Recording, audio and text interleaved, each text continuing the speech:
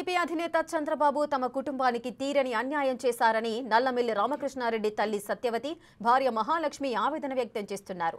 ప్రభుత్వం ఎన్ని కష్టాలు పెట్టినా తట్టుకొని నిలబడ్డామన్నారు. అనపర్తిలో పోటీ విషయంలో కార్యకర్తల నిర్ణయమే అంతిమమని అన్నారు. మరిన్ని వివరాలు మా ప్రతినిధి రాజేష్ అందిస్తారు. రెడ్డికి కేటాయించకపోవడంతో టీడీపీ శ్రేణులంతా ఆందోళన వ్యక్తం చేస్తున్నాయి. దాంతోపాటు ఆ కుటుంబ సభ్యుల్లో కూడా ఆవేదన కనపడుతుంది. పార్టీకి ఇంతకాలం సేవ చేస్తే పార్టీని నిలబెట్టిన తర్వాత ఈరోజు కూటమిలో భాగంగా కూటమి పేరు చెప్పి సీటు కేటాయించకపోవడం దురదృష్టకరమైన వాళ్ళంతా ఆవేదన వ్యక్తం చేసిన ప్రస్తుతం మనతో రామకృష్ణారెడ్డి గారు భార్య ఉన్నారు. ఆవిడని అడిగి మరిన్ని వివరాలు తెలుసుకునే ప్రయత్నం చేద్దాం. అమ్మ చెప్పండి, సీటు కేటాయించే పట్ల మీరు ఏమంటున్నారు? పార్టీ మాకు అన్యాయమే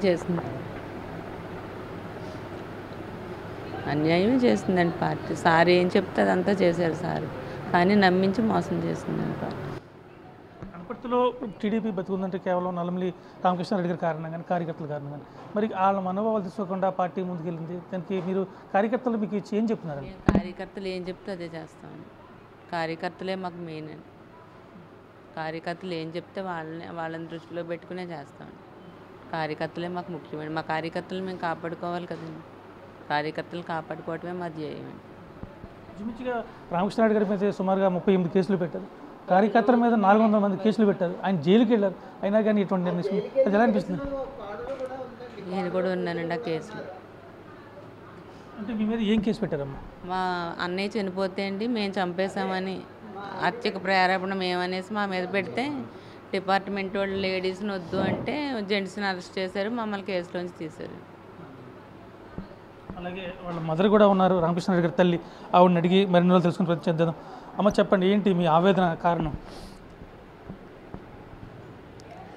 చంద్రబాబు నాయుడు గారు మాట కూడా ఇచ్చారండి. పెద్ద ఆయన మంచం మీద ఉన్నారు, ఆయన మాట కూడా లేదు. అప్పుడు చంద్రబాబు నాయుడు గారు చూడడానికి వచ్చినప్పుడు నేను చాలా బాధపడ్డాను. ఏమండి, ఈయన మంచం మీద ఉన్నారు, మా పెద్ద దిక్కు మంచం మీద ఉంది, బాబేమో ఏ టైంకి వస్తున్నాడో తెలియట్లేదు, మీరు కార్యక్రమాల మీద కార్యక్రమాలు పురమేస్తున్నారు. వైసీపీ వాళ్ళు చాలా భయంకరంగా చేస్తున్నారు. ఎప్పుడు ఏం చేస్తారో మాకు తెలియట్లేదు. మేము ఇంట్లో ఇటు పేషెంట్ తోటి ఇటు ఈ అబ్బాయి టెన్షన్ తోటి మేము చాలా బాధపడిపోతున్నాం. మాకు చాలా భయంగా ఉందని అడిగానండి నేనే. చంద్రబాబు గారితో మీరు నేరుగా మాట్లాడారమ్మా? మాట్లాడితే ఆయన ఏమన్నారమ్మా?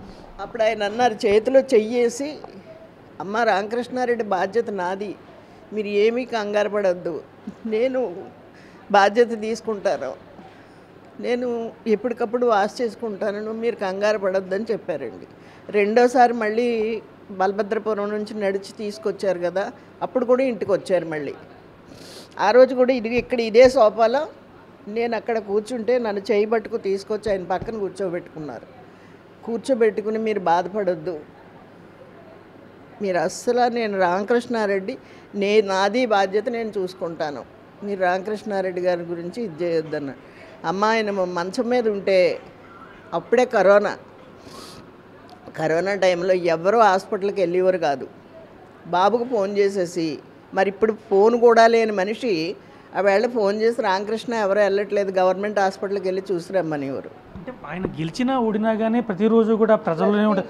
కరోనా టైంలో కూడా ఆయన ఏ రోజు ఇంటి దగ్గర లేరు. కరోనా టైంలో కూడా ప్రతిరోజు మా మనవరాలు డాక్టరు కరోనా వలన అక్కడ ఉండడానికి లేక తను పీజీ చేయడానికి ఎంట్రన్స్కి వెళ్ళాలి హైదరాబాదు. ఆ అమ్మాయి వెళ్ళకుండా వచ్చి ఆ అమ్మాయి కూడా పేషెంట్లు చూసి సర్వీస్ చేసింది.